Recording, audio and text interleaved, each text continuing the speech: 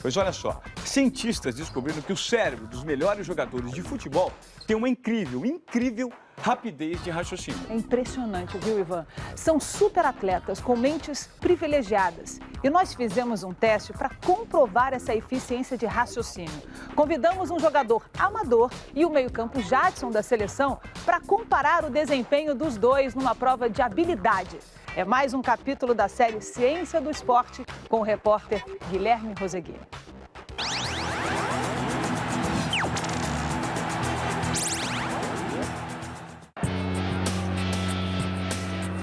3 de junho de 1997, estádio de Gerland, na França.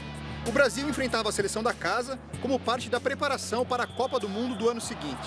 O amistoso seguia morno, até que aos 20 minutos do primeiro tempo, Romário sofreu uma falta na intermediária. Parecia longe, distante demais do gol. Não para Roberto Carlos. De longe como ele gosta, o Martins preocupado, partiu o Roberto, uma bomba! Gol!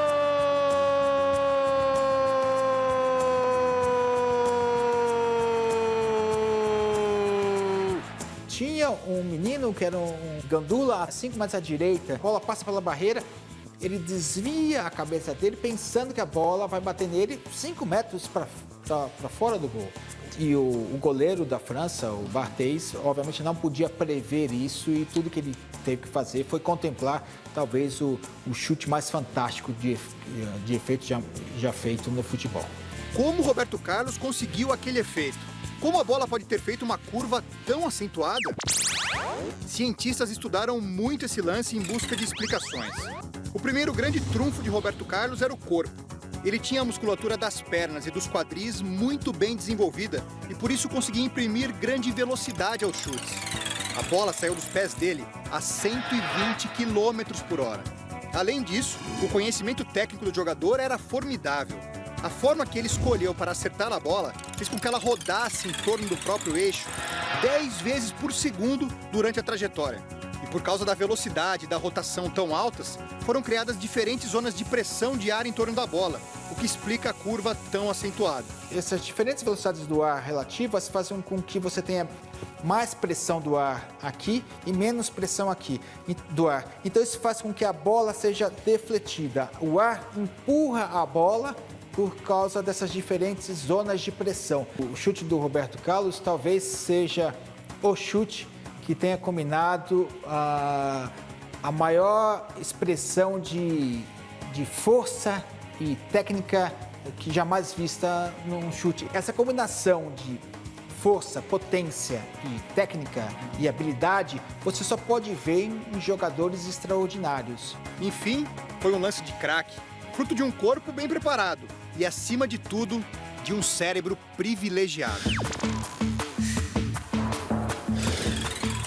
Novas e importantes descobertas da ciência esportiva mostram que os jogadores possuem habilidades mentais muito significativas. As pessoas acham que para ser inteligente você tem que saber cálculos matemáticos, você precisa falar o português claro, você precisa ter outras habilidades. Mas não, na verdade a gente tem inúmeros tipos de inteligência.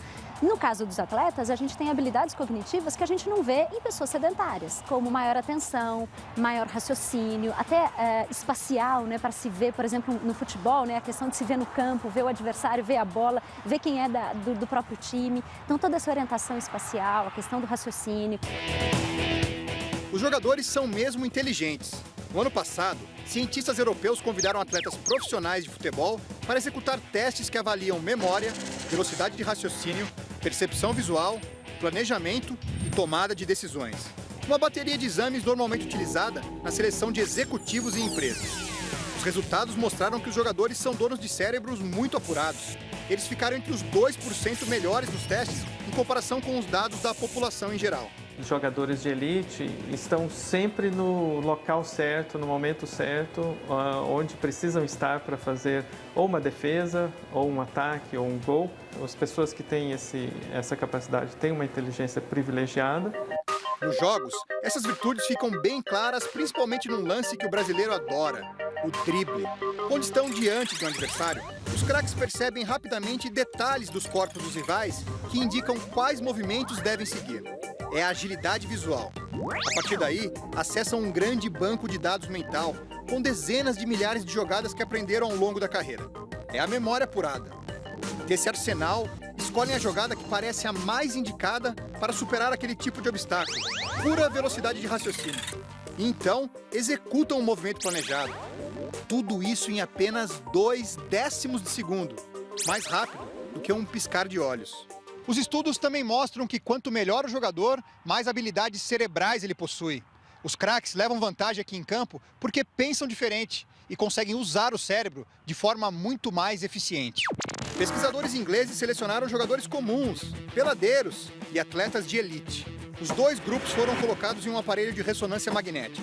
No telão, um rival aparecia tentando driblá-los, e os pesquisadores anotavam quais regiões do cérebro os atletas usavam para perceber o movimento e preparar uma resposta. Descobriram que os jogadores de elite usam uma área mais ampla do cérebro para tomar as decisões quando comparados com um jogador comum. O que a gente vê é que as conexões neurais, as conexões entre os neurônios são mais efetivas. Eles têm uma facilidade de antecipar movimentos. Então, quando eles estão jogando e visualizam alguém vindo na direção, ele já tem essa antecipação que os neurônios espelhos fornecem para ter um comportamento mais efetivo naquele momento.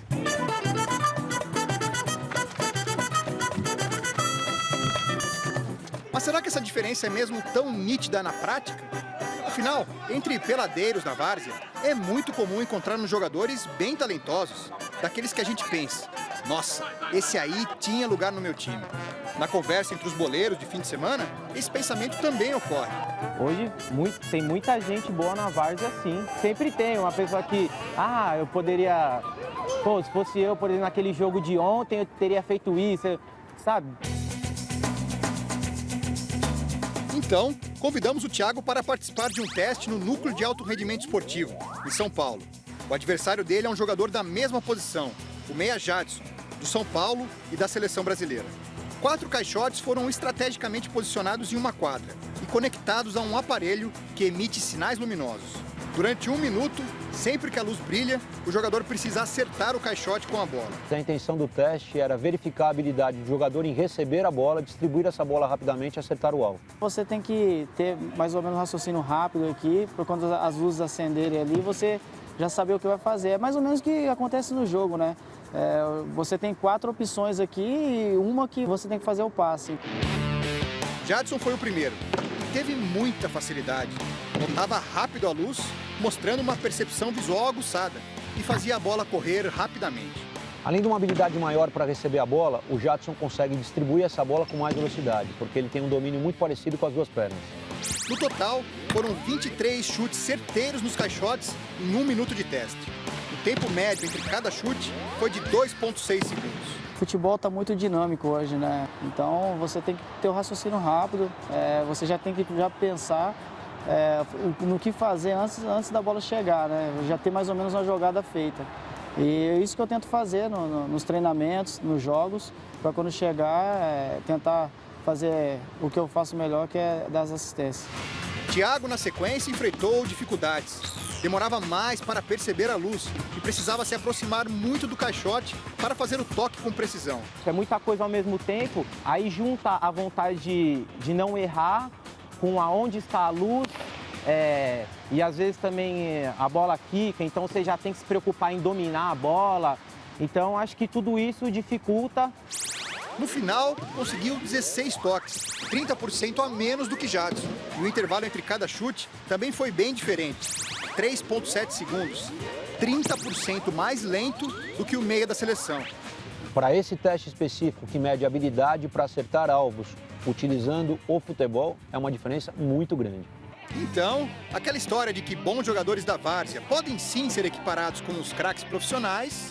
É bobagem, isso que o pessoal fala que eu poderia ser, é fácil ser, com certeza a qualidade do cara se sobressai. Craques são craques, únicos, especiais, da cabeça aos pés.